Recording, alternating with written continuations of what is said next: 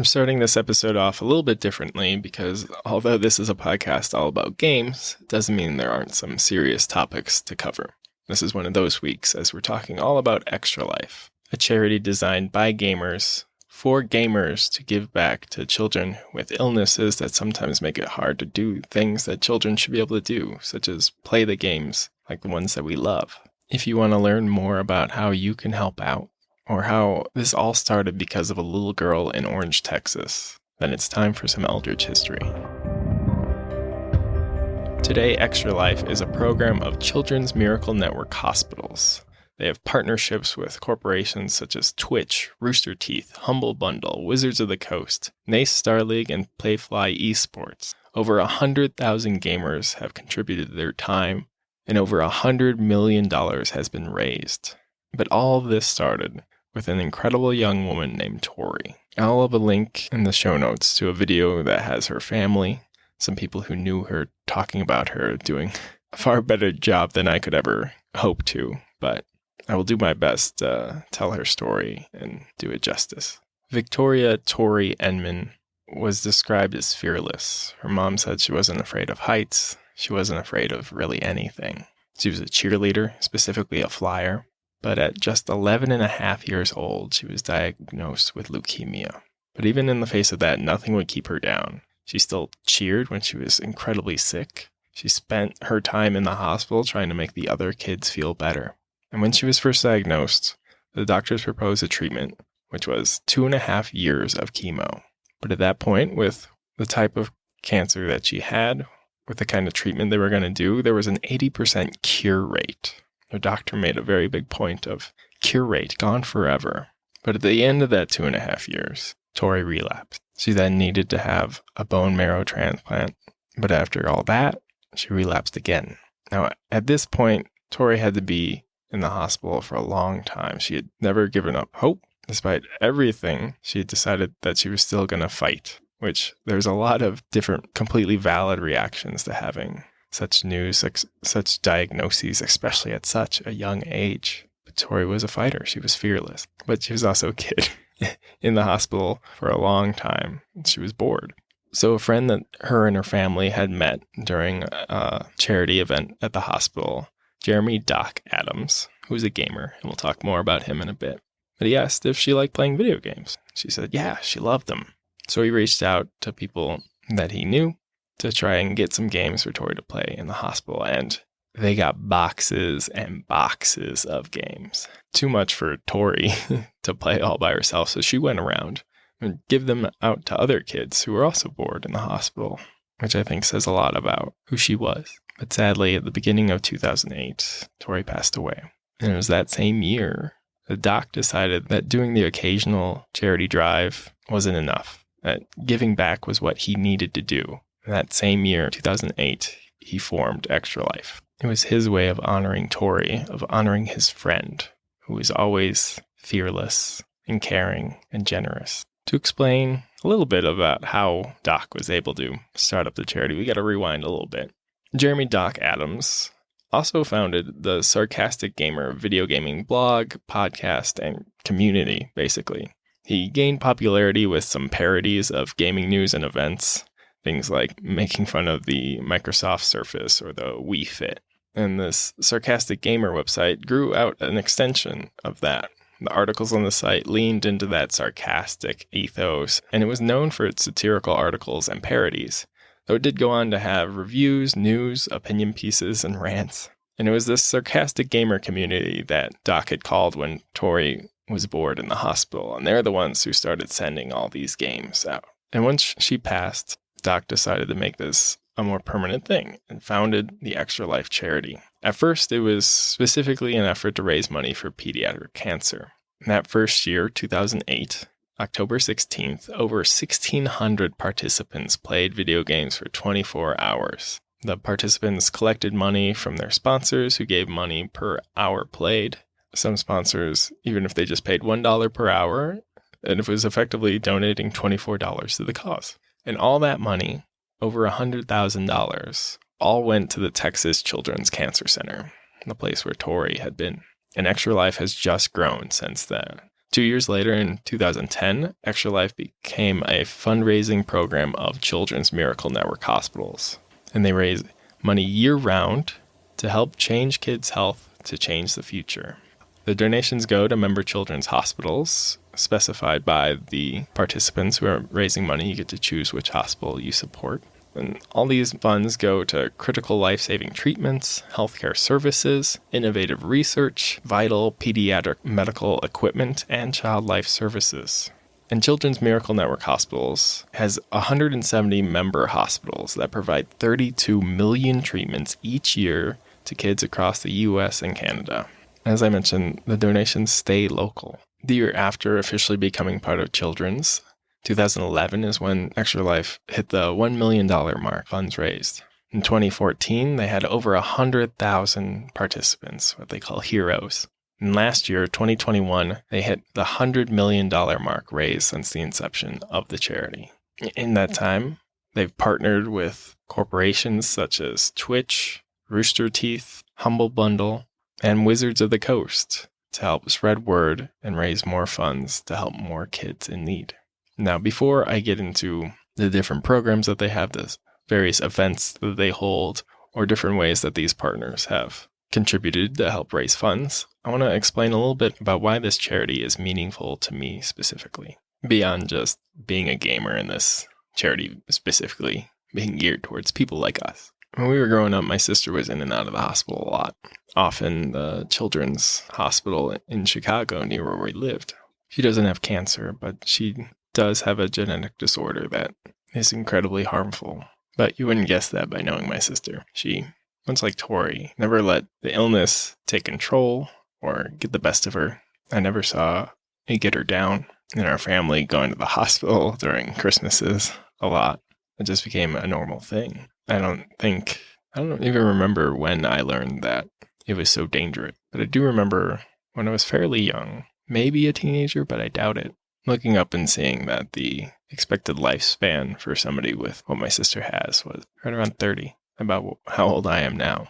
And I know that if our roles were reversed, I would not have handled that knowledge as well as my sister has. To this day, she is the most full of life person I know. If she wants to do something, she will go do it, even if it means taking a flight to a different state to go watch a Broadway show or something.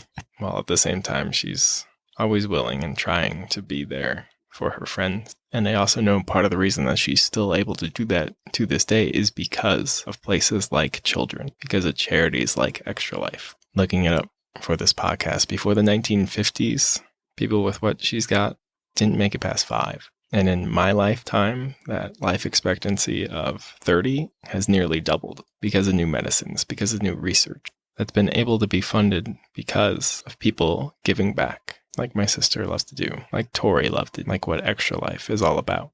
So I'm thankful that I'm in a position, however small a part, to be able to give back and support this charity that is striving to make those odds better, to make that 80% cure rate into 100%, to push those life expectancies further and further. So for Tori, for my sister, for the millions of kids, I encourage you to give what you can. Be that money, be that time, be that just spreading the word. Help me help Extra Life give these kids the extra lives that they deserve. The best way to find out more about everything that Extra Life does and ways you can help is to visit their website at extra-life.org. I'll have a link down below to the main Extra Life page and also my personal fundraising page if you feel like supporting there. But again, if you want to raise funds by yourself, either making your own team or joining another one, even better. If you're in a location where Extra Life, their reach doesn't extend to, then I encourage you to look for other charities, other opportunities for you to help give back.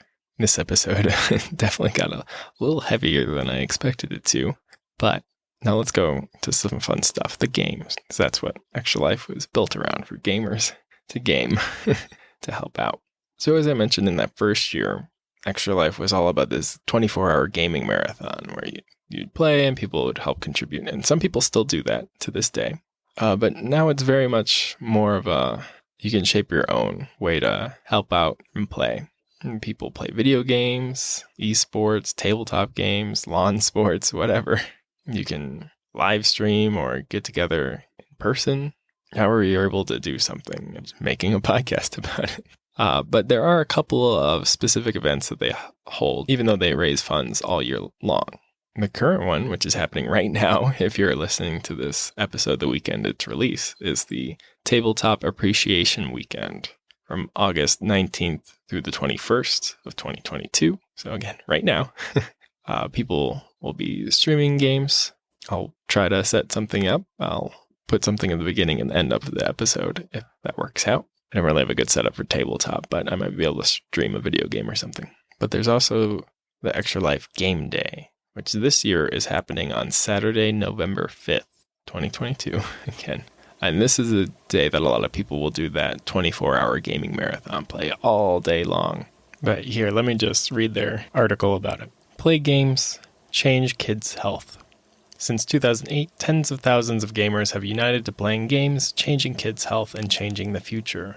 Their gaming styles are diverse, from video games and esports to tabletop games to lawn sports. Whether you're a live streamer or you get together IRL, Extra Life empowers gamers and content creators of every kind to use their passion for play to save lives. What began as a 24-hour gaming marathon, people now uniquely define the Extra Life challenge they want to take on. If you're not sure of where to start, give the gaming or streaming marathon a try. Sign up for free and then gather the support of your community. You can join us on Saturday, November 5th, 2022 to embark on your gaming and or streaming marathon. Since 2008, we've raised over $100 million for kids treated at Children's Miracle Network hospitals. With your help, let's raise another $100 million in half the time. When? November 5th, 2022 at 8 a.m. MST, or pick a day that works for you. Where? Anywhere you like to game. Game/platform. Play any games on any platform, including mobile devices and board games. How it works? Simply ask your friends and family to sponsor your efforts. Then get to playing the games you love the most. Who it benefits? Select from one of 170 Children's Miracle Network hospitals during registration. As always, Extra Life registration is absolutely free. However, we offer a $19 USD Platinum option, which makes you eligible to receive surprising swag and prizes throughout the campaign. Hit certain milestones, earn the official Extra Life decal, t-shirt, and hero medal. Are you game? And again, you can sign up and learn more at extra-life.org. In just about a week of fundraising, I was already able to qualify for this limited dice rolling tray from Norse Foundry, which I plan to raffle off or somehow give away to those who support my fundraising efforts to hopefully gain a little bit more traction on that. A lot of those partners will also be doing stuff. Wizards of the Coast specifically will have people playing games. Companies will release limited edition merchandise that you can buy. They've done Magic the Gathering specific packs for it. They do t-shirts every year. When it gets closer, they'll announce that and I'll put links to it just so you know, have a heads up. If you want to try something, gives you a couple months to put something together. But if you want to help out now, again, you can always make a donation. That's always a thing. But a couple places have ongoing products or releases that will help Extra Life. One of the big ones is Wizards of the Coast, D&D. They have a bunch of options on the DM's Guild where the proceeds is all donated to Extra Life. And I'll quickly run down some of those. So if it sounds like something you could use for your game, hey, go pick it up, help charity out. None of them are expensive. And the ones I've seen are quite fun. So for adventure material, they have a few options. There's Minsc and Boo's Journal of Villainy. Or Minsc and Boo were able to track down old friends and hated enemies and find out what they've been up to over the past century. They've compiled everything into this journal, edited by the traveler extraordinaire, Volo Gadarm. So game mechanic-wise, in this set, based off the popular characters from the Baldur's Gate video games, it's got details for 4 cities, a bunch of group patrons, there's a dozen new monsters, 6 arch-villains, and 11 dastardly henchmen for you to face. They also have the Lost Laboratory of Qualish, which explores an alternate expedition into the Barrier Peaks. The legendary inventor disappeared in the peaks eons ago, as it turns out, finding a crashed planar ship and studying its technology to fuel his own experiments. Only now, Qualish's lost research is desperately needed. I love grabbing and doing something with Qualish, of apparatus of Qualish fame, that lobster metal barrel thing that you could use and find. I actually had players find that right before our gaming group dissolved. So hopefully we can get back to that and have some fun with that crazy thing.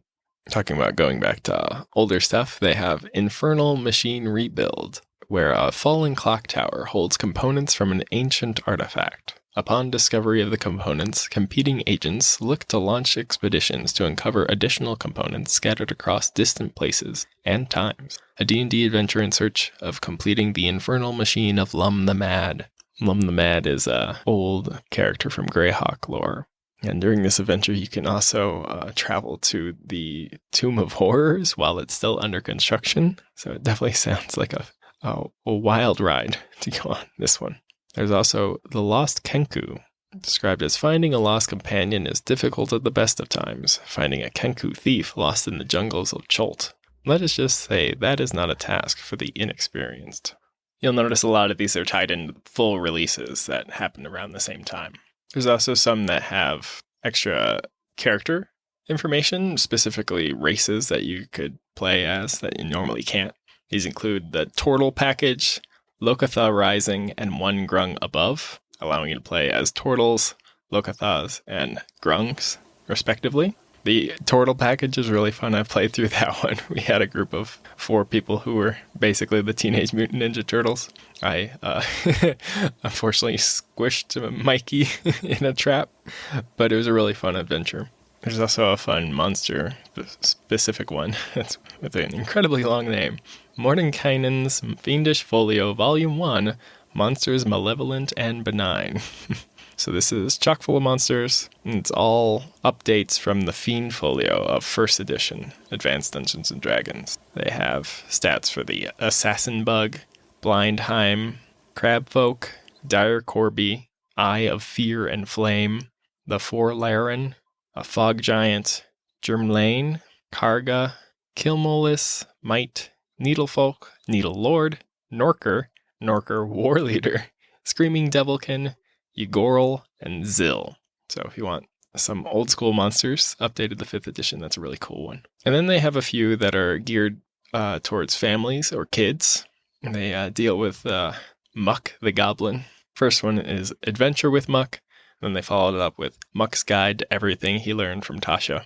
And these are really great for little kids. Every page is designed to be a coloring book, but it's also got adventure hooks, puzzles, some unique critters.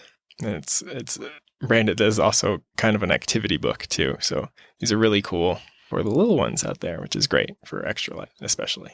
There's also some random ones in there like Volo's Waterdeep and Kyridian, which is actually just the chapter from Waterdeep Dragon Heist, all about the city of Waterdeep. So if you didn't want the full book and adventure, you could just pick that up.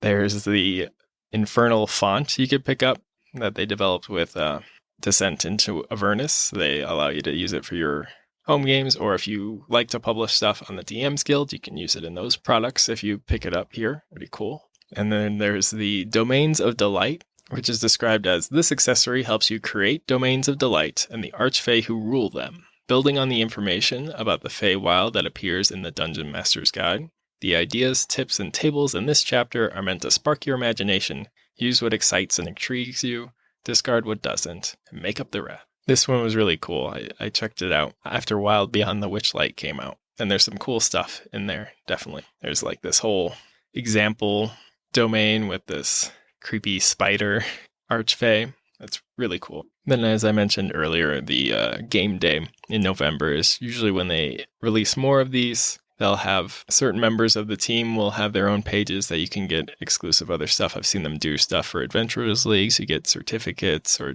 just random things depending on which member of the team it is. When they start announcing that stuff this year, I'll post about it and let you know. But expect another adventure or monster thing or something like what I just listed. Also a t-shirt. They usually have a design by Emi Tanji, who does these cute chibi style. If you look on my website, I'll link to the previous years so you could see what kind of, they're all pretty much adorable. So, and again, I'll link to that once they're up for this year, which I would expect in the next month or two. And also, if you're listening to this within the first week of release, there's a bundle on Humble Bundle, which if you're not familiar with them, they'll release a bundle of, they used to be just about games, but now they'll also do books and PDFs or software bundles as well. And right now they have one called the Essential Classic Fantasy RPG Collection. And they describe it as old school rules and mythic adventures. Gear up for classic role-playing full of magic, monsters, and adventure with this bundle of RPG books and resources. Journey back to a legendary era's rule sets with Necrotic Gnome's old school essentials, including classic and advanced fantasy digital tome. Explore campaign settings like the World of Lost Lands, or embark on a journey into Stoneheart Valley, which you can also get in hardcover. Discover a treasury to make your next role-playing excursion a true classic, and support Children's Miracle Network hospitals with your purchase. So how Humble Bundle works is they'll have a set of stuff and then multiple tiers that you can support at, usually as low as $1, ranging up to more than that. This collection, there's 5 different tiers. For $1, you get 7 PDFs, and all the way up to the $45 pledge double, you get 59 items, including that physical edition of Stoneheart Valley. And when you buy a Humble Bundle, it's split 3 different ways. Cut goes to Humble Bundle, so they can keep doing stuff. A cut goes to the creators, and then a cut goes to a charity, which is different depending on all the different bundles. And this one specifically helps Extra Life. So I'll have a link down below if you want to check that out. It looks like some really cool stuff. And again, for just $1, you can get a bunch of adventures for swords and wizardry from Frog God Games, old school essentials, classic fantasy rules tome, an adventure for that. And cool stuff for even just $1. It's worth checking out. I want to thank you all for listening, especially to this episode.